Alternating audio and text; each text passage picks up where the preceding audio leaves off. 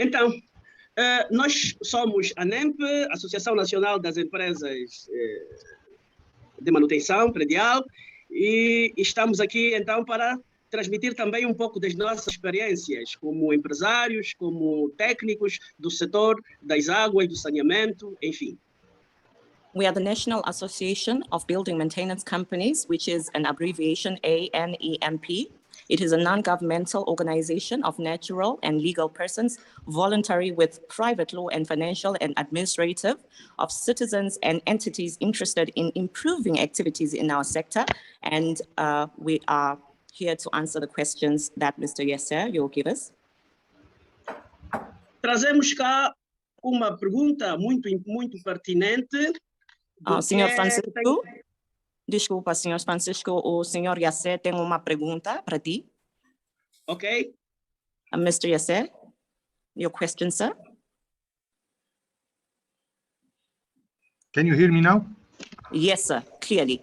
Yes, we want to ask Mr. Francisco about more information about Angola facility management, if Angola have association or if Angola have standards, and what is the expected role from Africa FM to support the Angola FM community. Thank you, sir. Senhor Francisco? Sim. Sim. Ele quer saber sobre essa associação e também quero saber qual é o tipo de apoio que a associação quer nessa plataforma que eles nos deem. Portanto, com esta associação, nós somos um conjunto de várias empresas associadas, empresas do setor privado e por aí. O nosso lema principal é congregar as empresas que podem influenciar diretamente na manutenção das infraestruturas de edifícios que possam impactar diretamente na qualidade de vida das pessoas. Portanto, e atuamos em todo o ramo de atividade no meio urbano. Obrigada. Yes, he is saying we are the National Association of Building Maintenance, and this is inclusive of private and government citizens, and we are interested in improving activities in this sector, both in urban areas and in not so urban areas, and we are governed by the internal regulations that are only applicable to our legislation. E senhor Francisco, eles querem saber o apoio que eles podem nos dar. Bom, nós, como empresas, como associação, recebemos todo o apoio que for útil para o desempenho da nossa atividade. Portanto, pode ser do ponto de vista de troca de experiência, de atividade, de serviços, pode ser de apoio material, financeiro, que possa ajudar os nossos membros a desenvolver projetos de educação, projetos de investigação científica. Portanto, nós estamos abertos a todo tipo de apoio, tudo quanto for necessário para desenvolver a nossa atividade e desenvolver as nossas empresas associadas. Obrigado. Yes, Mr. Yasser, and for us, this forum for us is important because it is support in terms of experience, in terms of growth for all our activities. So such seminars and workshops help us in growing and changing and also maintaining a high standard. And with this forum, we are able also to learn. So we are open to any support that will help us grow, that will help us in managing our infrastructures and also learn more. Neste momento, nós trazemos para este debate, para esta conferência, um tema muito pertinente que muito preocupa os nossos países a nível da SADC. A questão que nós trazemos é precisamente recursos hídricos no espaço da SADC. Qual é a contribuição dos recursos hídricos para o desenvolvimento econômico e social dos nossos países, nós, membros da SADC? Nós trazemos esta questão e gostaria de fazer uma pequena preleção sobre este tema. Obrigado. We are also interested in knowing how SADC is developing. So in this forum for us really is an open question for us to know how is it that we develop together as SADC, and we are open to the relations between SADC, between our SADC borders, to know how is it that we develop further. Pois é. Okay, very good. Momento, Sr. Francisco. Yes, Mr. Yasser? Very good. As we all see now, we have an ambassador program from Africa FM to support all Africa FM Africa countries with technical support to establish or to generate the first draft for facility management ISO or facility management standard here in Africa, all to establish or to generate facility management association for every country.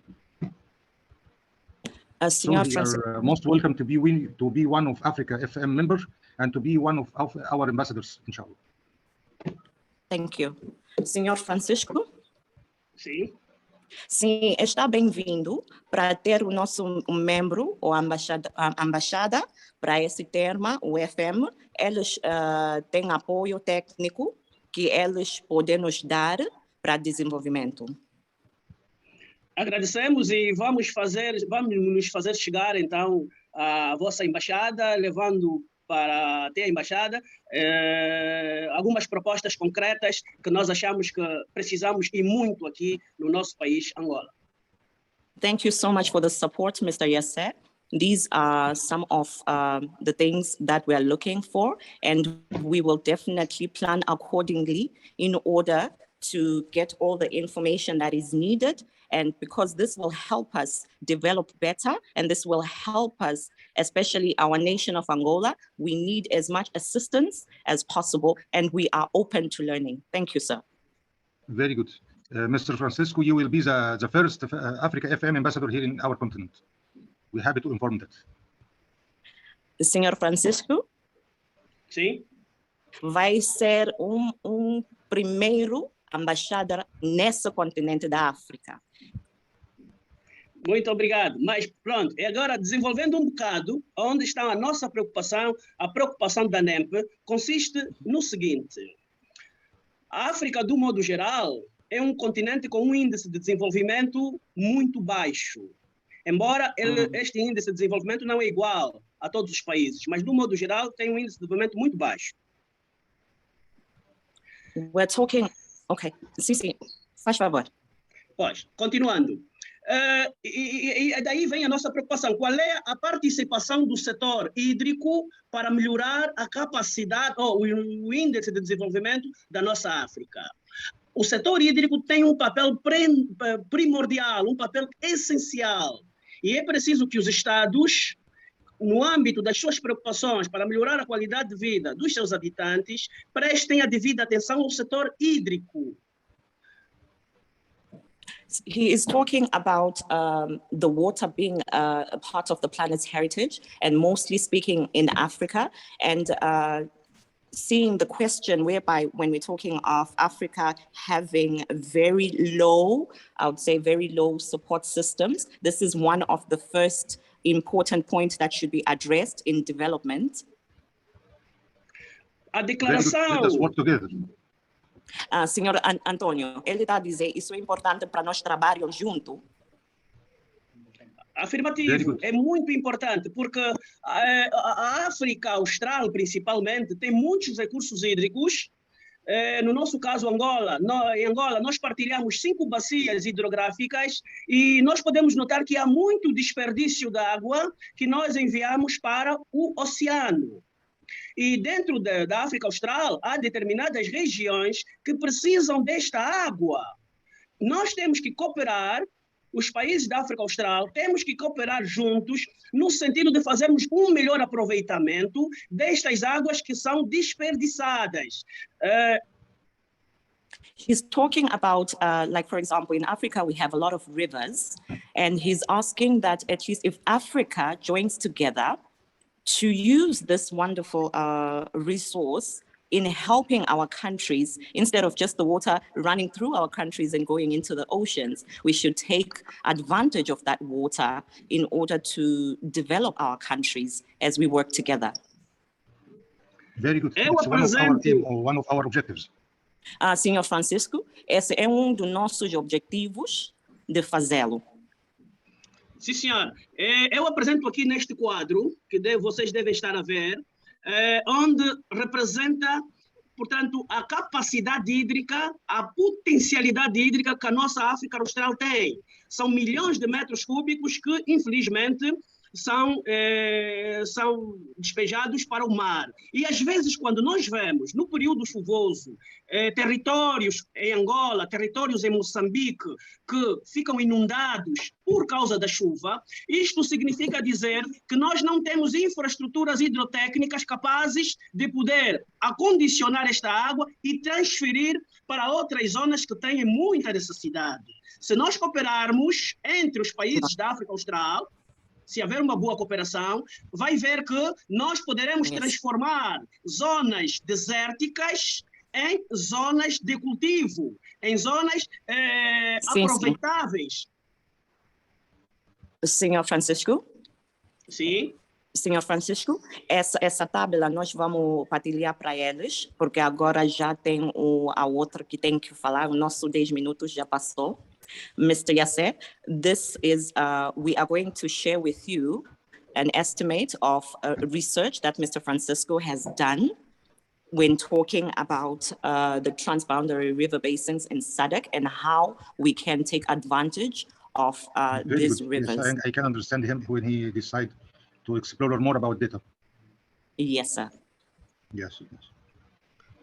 Então, para finalizar, agradeço a oportunidade e vamos desenvolver, vamos ver se nos próximos tempos, então, possamos desenvolver estas nossas atividades em conjunto para podermos suprir as debilidades que o nosso continente sofre, tanto nesses últimos tempos. Né? Dizer que a África tem todo o potencial para sair do estado de pobreza com índice de desenvolvimento muito baixo para estar num estado de desenvolvimento mais elevado. E nisso vai contar, sim senhora, com a nossa prestação, com a nossa união, com a nossa troca de experiência e com o aprendizado de todos os países da região.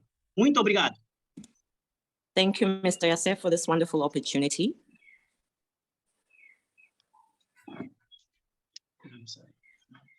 Obrigado, senhor. Thanks again. Thanks, Mr. Francisco, for your time and for your effort and for this data information. It's very good information for us. Let us work together for more benefits to our countries. Thank you, sir.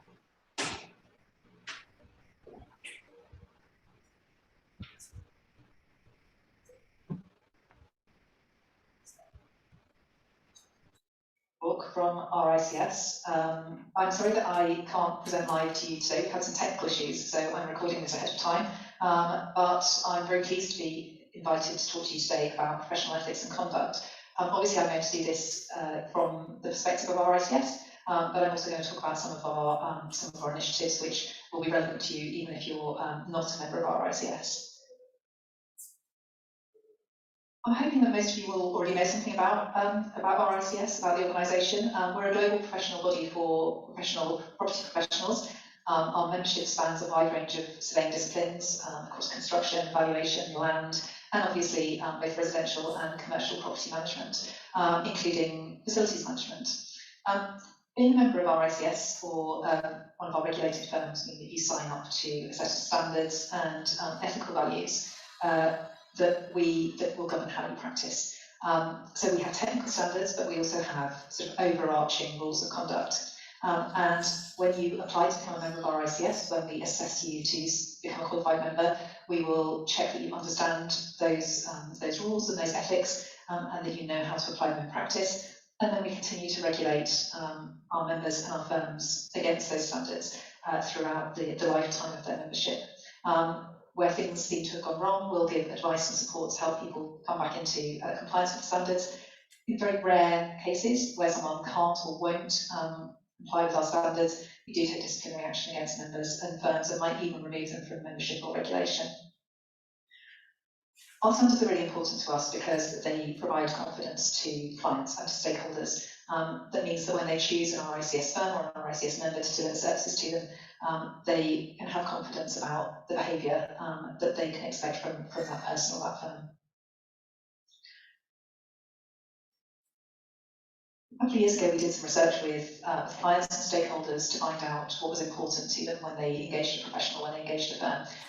I don't think any of these will come as a surprise to any of you. I would expect that this is exactly the list that when you're thinking about the professionals that provide services to you, accountants, lawyers, other property professionals, you would expect to see.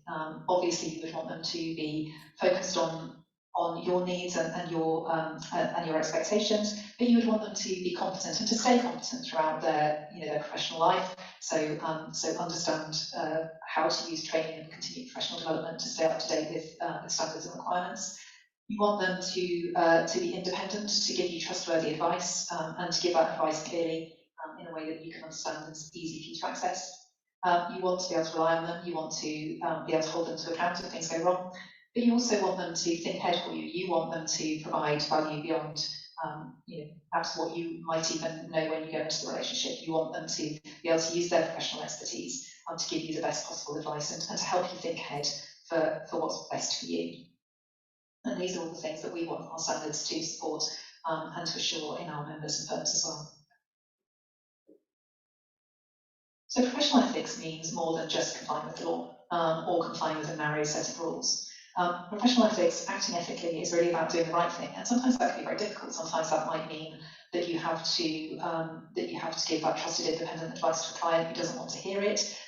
It might mean that you need to think about who might be harmed by professional services or decisions that you're being asked to put into effect, and you might have to act in the public interest to think about actually should you do that. The whole world relies on professional judgment. It relies on us being able to trust professionals to act properly. And that's because the services that professionals provide can be incredibly harmful when they go wrong and incredibly beneficial when they go right. So I've picked two examples here. One that you I hope will be familiar with, one that you may be less familiar with, which show what can happen when professionals act properly and when professionals act poorly. So the picture on the left is Dr. Anthony Fauci, who I'm sure many of you will recognise. He was in charge of providing advice to the American government about how to manage the COVID pandemic. And you'll know that often his advice was extremely unpalatable to the president that he served. But he gave a marvellous quote, which I really like, which I think really shows why professional ethics are important. And he said, "I felt that if I stepped down, that would leave a void. Someone's got to be not afraid to speak the truth. The idea that they knew that nonsense could not be spouted without my pushing back on it, I felt was important." So that's about that being an independent, trusted advisor, that you're not just saying what your client wants to hear, that you're saying what's actually best for them, and more importantly, best for the other people that might be affected by the decision that your client is going to make. The other example I wanted to give you relates to a company here in the UK, which was taken over by the man in the picture, Philip Green. And as part of that takeover, Mr. Green stripped out the assets from the pension fund. And he was helped to do that by a number of directors and advisors who were professional people, accountants, solicitors. And when this was investigated by the UK Parliament, they talked about how those professionals have provided a veneer of credibility to the VHS group while in disengaging from the key decisions that they had to scrutinise. They also talked about the auditors having improperly given the company a clean bill of health over a number of years, meaning that opportunities were missed to stop the stripping of the pension fund. Obviously, that had an incredibly damaging effect on the pensioners of that company, who were then left without the pensions that they had worked so hard for, and many of them sort of left in destitution. So that just goes to show why doing the right thing can be so important. We basically changed our rules of conduct, which are our kind of overarching ethical standards, and we wanted to do that because it's so important to us that those are really easy for our members to understand and put into practice, but also for our clients and stakeholders to understand so that they can have that confidence. Rules of conduct aren't a straightforward tick list. What they do is they support professional judgment because our members work across so many different circumstances, and we expect them as professionals to be able to make ethical decisions. But what the rules of conduct do is they provide some key principles and then some examples of the kinds of behaviours that would comply with those key principles. There were some things that we also really wanted to make sure that we were clear about in our rules of conduct, key kind of challenges for our professionals out of the world at the moment. And those were about respect, diversity and inclusion, so making sure that people, clients, employees, anyone that a firm or member comes into contact with is treated with respect, whatever their difference is, and that we make the profession a place where people can be themselves and thrive. that we respond to the ethical risks around evolving technology, and I'll talk a little bit more about that in a minute, but also to emphasise the role of expertise in tackling global challenges, in particular sort of challenges around climate change, around sustainability. The fact that the advice that our members give can be really important in helping their clients to move towards a more sustainable approach to property. Again, I would imagine that nothing on this page, which are the principles in our new rules of conduct, is going to come as a surprise to you. These are all the kinds of things that you would expect to see if I said to you, what do you expect a person that you're employing to do professional work for you to abide by? So obviously, honesty and integrity are incredibly important. You have to be able to trust the professionals that you're working with, but society also has to be able to trust professionals. So this isn't just doing what your client wants. Again, this is this piece about acting with integrity, about doing the right thing. Maintaining and acting within your competence. Obviously, what you want is people who will tell you if something is, if a piece of work is something that they can't do, and will make sure that the people doing the job for you are able to do it to a high standard. Providing good quality service, so communicating with you well, making sure that you're clear and transparent, that you know what you're going to pay and what services you're going to get for that. I've already talked about respect and encouraging diversity and inclusion, and also that piece about public interest, taking responsibility, making sure that what you do maintains public confidence in the profession. These are all really important to us. They're key, and as I said, what they've got beneath them are examples of how you might expect a firm or a member to behave to meet these requirements. There's a lot of supporting information on our website. So there's a CPD module, which I think we're going to arrange for people who are attending this conference to have access to, so that you can understand a bit more about our professional standards and what we expect. There are also some case studies and scenarios which show how the rules apply to some common practice issues, which you can again have access to by just going to our website, and also an ethics decision tree, because making an ethical decision it often involves a careful thinking process. These are often finely balanced decisions where you've got competing interests and competing concerns, and you as the professional need to have very carefully thought about what steps you're going to take. So we have a decision tree that helps to identify those questions and those processes that you'll want to go through.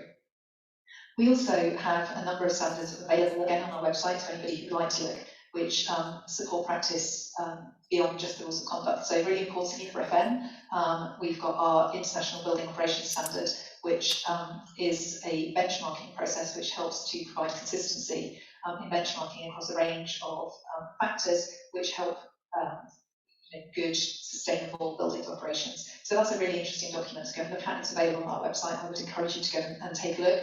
And maybe talk to the professionals that you work with about whether this is something that they want to adopt in their work.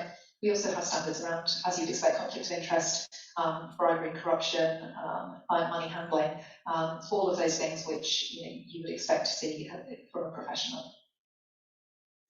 Our ICS obviously has standards for itself, but those standards work best when they're in the context of everybody who is involved across a property transaction also being ethical. It's very hard if someone can go around you to another property professional and not get the same level of ethics. So we are a member of the International Ethics Standards Coalition. Our standards line up with those ethical standards, which applies to all real estate and related specialisms, and has a large number of professional bodies across the world signed up to it. So again, that's something that I would encourage you to go and look at. You may find that if you belong to a professional body, it also belongs to the IES, and our standards line up with theirs. I wanted to look at a couple of specific examples of the kinds of ethical issues that you might come across in FM work in particular. So obviously part of operating a building well is collecting information about who uses your buildings and spaces, and how they're being used, and how that affects the well-being of users. But just because you can collect data doesn't necessarily mean that you should, and obviously you need to think really carefully about how you use that data once you've collected it. What would people coming into your building reasonably expect their information to be used for? Have you told them how you're using it? Is there a way that they can find out what is happening to any information that you collect about them? And is any of that information sensitive? Would you reasonably expect that to be private? So one of the examples that we use a lot is a company here in the UK that included sort of monitoring software on its computer systems for people about when they were at their desk and when they weren't. So that would keep that would keep a lot of information about perhaps when people needed to use the lavatory or were away from their desk for other reasons. And people were very worried about what that information was going to be used for. Why was the company collecting it? And they hadn't really been clear about it. So it's really important when you think about what you're collecting to think about the privacy of those users. What is it reasonable? Why are you collecting data? What are you using it for? What have you told them? These are all key ethical considerations when you think about what information that you're using and keeping. Does it have to be personal? Could it be anonymized, for example? These are all things that you'll want to think about. The other thing that may well be part of doing business where all of us work are gifts and hospitality. We work with suppliers, we work with other professionals, we work with clients, and all of that might involve an element of, culturally or as part of doing business, some involvement of gifts and hospitality. But obviously what's really important is that you're not accepting or offering a bribe. Not all gifts and hospitality are bribes. It's a bribe is something which is meant to induce somebody to do something which is unethical or illegal, or breaches a duty of trust. So obviously, a small gift or hospitality at an event which is intended to improve a working relationship or to say thank you for a service that's been provided are not going to be bribes. That's a normal part of doing business. But you need to think really carefully before you accept any gifts or hospitality about why are you being given this? What does the person expect from it? Are you maybe making an important decision where you might then be swayed to act in a particular way, or somebody looking from the outside might think that you might have been swayed to act in a particular way based on some gift or hospitality. Particularly if it's very generous, the higher the value of the gift or hospitality, the more likely it is to be seen as something suspicious. And obviously, gifts and hospitality from suppliers, particularly where you make tendering decisions, is going to have to be much more carefully considered than maybe from clients or from fellow professionals. But it's about, again, going through that process of thinking, I've been offered this, why am I being offered this? What might somebody looking from the outside think? It's just as unethical to agree to pay a bribe or to offer a bribe or a facilitation payment as it is to accept one. You're preventing fair competition. It's almost certainly illegal. I can't think of a country in the world in which it's not illegal to pay a bribe or a facilitation payment, even where that law might be circumvented quite often. And also, usually, often what it does is it diverts the public or stakeholders' money from what it's intended for, what people think it's being used for, into improper purposes. And the last thing I would say is that when you're talking about professional ethics, it's always really important that a culture is set from the top of an organisation. So if you're responsible for your organisation, it's really important that you talk about this stuff. It's really important that you have the right processes in place, that you're clear about things that are unacceptable to you, and that you support your colleagues in, for example, explaining why they might need to perhaps turn down a gift or hospitality where it doesn't meet your company's procedures. And that's much easier, of course, if you can say, my company has a procedure which says that I can't accept this, rather than I'm making a decision that I can't accept this. So think about the culture in your firm and what you, particularly as leaders in your firm, can do to encourage a good, strong, ethical culture that protects you, but also provides confidence to your clients and other stakeholders. I hope that's been helpful. It's been a really good opportunity for me to just run through some of the key ethical considerations and processes that we talk to our members about all the time. I'm sorry I can't answer questions because I'm not there in person, but I'm sure if you have any questions that you would like to contact me, that FM Africa would be happy to pass on my email address. And thank you again for the opportunity, and I hope you enjoy the rest of your day.